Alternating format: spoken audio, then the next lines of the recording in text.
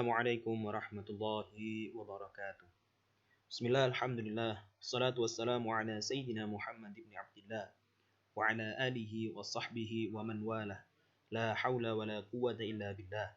Allahumma ya wahhab alhimna as-sawab wa jannibna az-zalal. Allahumma anfa'na bima 'allamtana wa 'allimna ma yanfa'una wa zidna 'ilman wa ikhlasan yuqarribuna ilaika ya rabbal alamin. Bismillah, subhanallah, alhamdulillah, wa la ilaha illallah, wallahu akbar. ولا حول ولا قوة إلا بالله العلي العظيم عدد ما كتب ويكتب أبد الآبدين ودهر الداهرين أما بعد. Syukur alhamdulillah kita haturkan kepada Allah Subhanahu wa taala yang mana telah memberikan kita kesempatan pada pagi hari ini sehingga kita bisa belajar kembali. Semoga niat kita dalam belajar ini diridhoi oleh Allah Subhanahu wa taala, sehingga perjalanan kita belajar mulai dari kita kecil sampai kita dewasa diberikan keberkahan oleh Allah Subhanahu wa taala. Amin amin ya rabbal alamin. Nah, adik-adik, sekarang pelajaran kita adalah nahwu. Di mana kita di sini menggunakan kitab An-Nahwul Wadhih. Nah, kemarin sudah saya jelaskan tentang jumlah mufidah dengan jumlah ghairu mufidah. Ada jumlah yang bisa memberikan faedah atau pengertian, dan juga ada jumlah yang tidak bisa memberikan faedah atau pengertian. Nah, sekarang kita ulang kembali pembelajaran tersebut. Tujuannya apa? Tujuannya untuk lebih memahamkan adik-adik sekalian. Coba diperhatikan slide yang sudah saya siapkan di sini.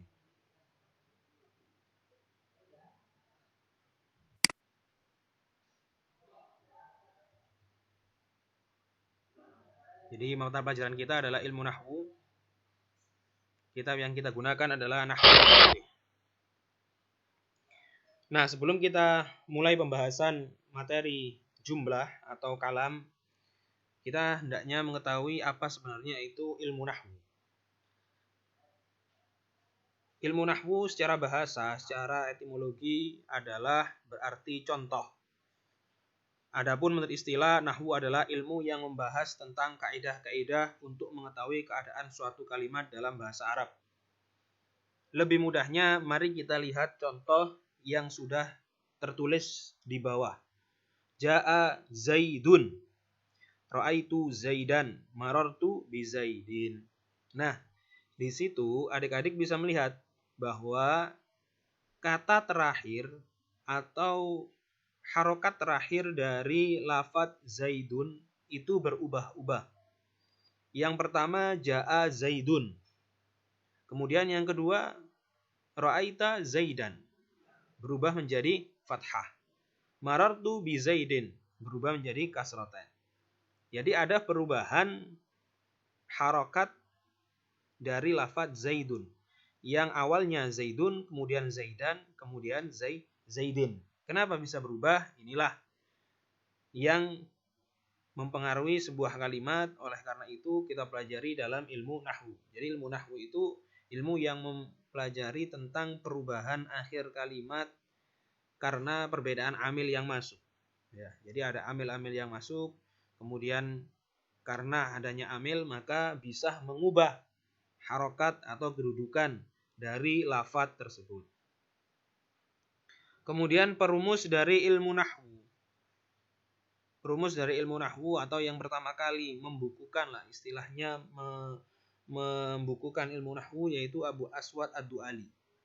Abu Aswad Ad-Du'ali mendapatkan perintah dari Khalifah Sayyidina Ali. Nah, ini sudah saya jelaskan ceritanya kemarin ya, di pembelajaran yang kemarin. Nah, kemudian tujuan mempelajari ilmu nahwu. Tujuan mempelajari ilmu nahwu yang pertama agar terjaga dari kesalahan. Maksudnya kesalahan apa? Kesalahan ketika kita membaca kalam-kalam Arab, ketika kita memahami Al-Quran, ketika kita memahami hadis, atau kita memahami kalam-kalam para ulama salaf. Membantu kita dalam memahami kalam Allah, Al-Quran, dan kalam Rasulullah, hadis, dan juga turos-turos atau karya-karya ulama terdahulu. Karena kesemuanya menggunakan bahasa Arab. Jadi kita harus menguasai kaidah atau kaidah-kaidah dasar dan juga kaidah-kaidah pengembangan dari ilmu nahwu. Nah, mekanisme pembelajaran mengamati, memahami, dan menyalin arti ke dalam kitab masing-masing. Jadi adik-adik nanti saya harap bisa melihat video ini dengan jelas, kemudian diperhatikan benar-benar, dan juga menyalin arti ke dalam kitab masing-masing. Jadi nanti kalau misalnya kita terjemahkan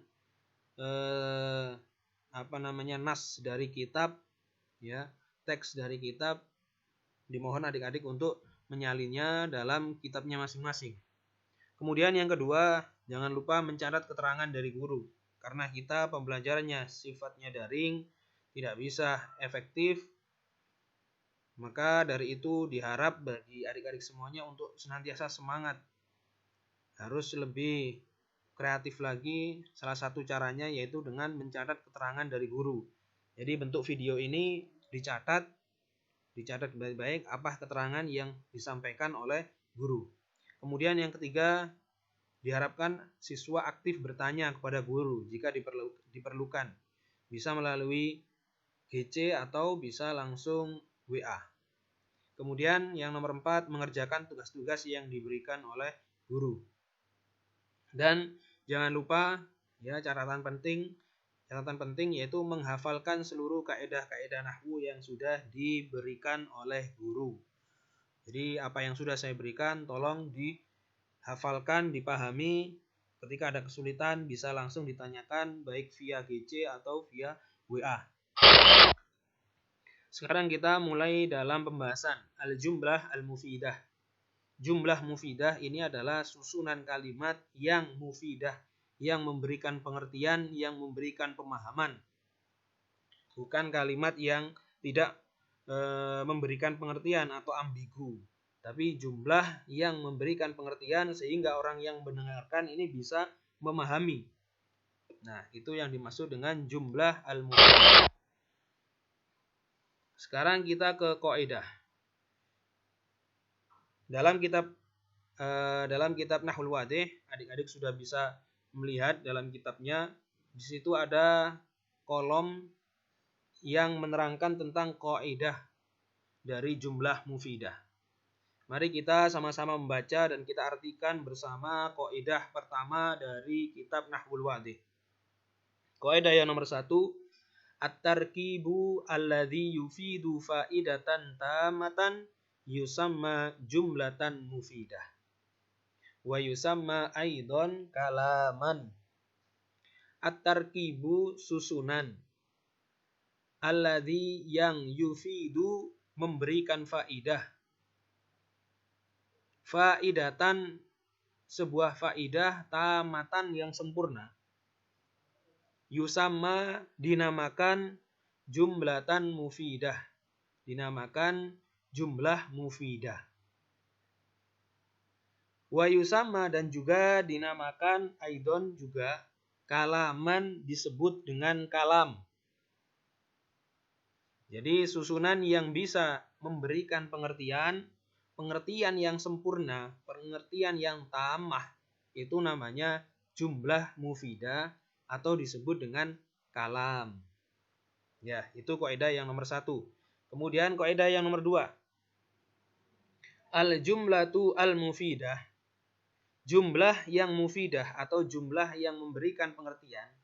Jumlah itu maksudnya kalimat, ya. Kalau dalam bahasa Indonesia itu susunan kalimat. Kalimat, ya, kalimat yang memberikan pengertian. Qad tatarokkabu, kadang tersusun. Min kalimataini, dari 2 kalimat. Jadi kalimat yang tersusun, ya, susunan kalimat, ya, perkataan atau tulisan yang memberikan pengertian itu kadang tersusun dari 2 kalimat saja, dari 2 kalimat. Wa qad tatarokkabu min aksar. Kadang juga wa qad tatarokkabu dan terkadang tersusun min aksar, dari banyak. Maksudnya lebih dari 2 kalimat. Min aksar, dari banyak. Dalam kurung lebih dari 2 kalimat. Wa kullu kalimatin, dan setiap kalimat, fiha, di dalam jumlah, tu'addu, terhitung, juz'an, bagian, minha, dari jumlah. Dan setiap kalimat yang terdapat dalam jumlah, ya, yang terdapat dalam jumlah mufidah itu dihitung sebagai bagian dari jumlah tersebut, artinya tidak terpisah. Maksudnya seperti ini. Coba didengarkan baik-baik, ya. Misalnya ada orang ngomong, saya makan nasi. Saya makan nasi. Semuanya mulai dari kata saya dan juga kata makan dan juga kata nasi, ini adalah satu kesatuan utuh yang tidak boleh terpisah. Misalnya ada orang ngomongnya cuma saya. Ya. Apakah ada yang paham? Maksudnya ada orang tiba-tiba ngomong saya. Nggak ada pertanyaan, nggak ada apa, terus ngomong saya. Apakah akan memberikan pemahaman? Tidak akan. Oleh karena itu, saya makan nasi, ya, kata saya makan nasi, jumlah atau kalimat saya makan nasi, ini merupakan satu kesatuan utuh yang tidak bisa terpisahkan. Maka saya itu disebut juz'an atau bagian, makan juga disebut bagian, nasi juga disebut bagian. Ketiganya tidak bisa terpisahkan. Kemudian contoh. Al-amsilah, contoh-contoh. Di situ sudah tertulis beberapa contoh, ada 5 contoh dan juga artinya. Al-bustanu jamilun, taman yang indah. Asyamsu toli'atun, matahari terbit. Al-bustanu itu artinya taman, jamilun itu artinya yang indah. Indah. Asyamsu, matahari, toli'atun, terbit. Syamma, mencium, aliyun, ali, wardatan, bunga mawar. Kotofa, memetik, Muhammadun, Muhammad, zahrotan, bunga. Ya'ishu, hidup, as-samaku, ikan, fil ma'i, di dalam air. Yaksuru, banyak, an-nakhilu, kurma, fi misro, di negara Mesir. Nah, ini contoh-contoh dari jumlah yang memberikan pemahaman. Ya, jadi contoh yang berjumlah 5 ini adalah jumlah yang memberikan pemahaman sehingga orang yang mendengar itu bisa mengerti dan bisa paham. Nah, sekarang coba dilihat dalam kitabnya, di situ ada tugas. Ya. Apa perintah dari tugas ini? Mayyizil jumal al-mufidah fit tarakib al-atiyah. Sekarang tugasnya adalah bedakan, ya, carilah mana yang jumlah yang memberikan pengertian. Jumlah yang memberikan pengertian dari 8 contoh, dari 8 soal yang ada di situ, yang sudah dituliskan. Mana yang termasuk jumlah mufidah, mana yang termasuk jumlah yang tidak mufidah.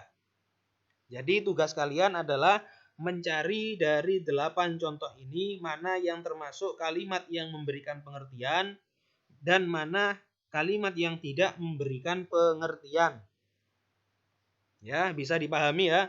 Jadi tugasnya adalah mencari dari 8 ini mana yang jumlah atau kalimat yang memberikan pengertian dan mana jumlah atau kalimat yang tidak memberikan pengertian.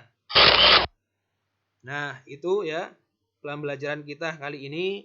Untuk pertanyaan bisa ditanyakan di Google Classroom atau bisa langsung WA ke nomor WA saya.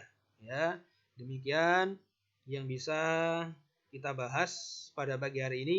Semoga dimudahkan oleh Allah Subhanahu wa taala dalam memahami ilmu nahwu. Wassallallahu ala sayyidina Muhammad walhamdulillahi rabbil alamin.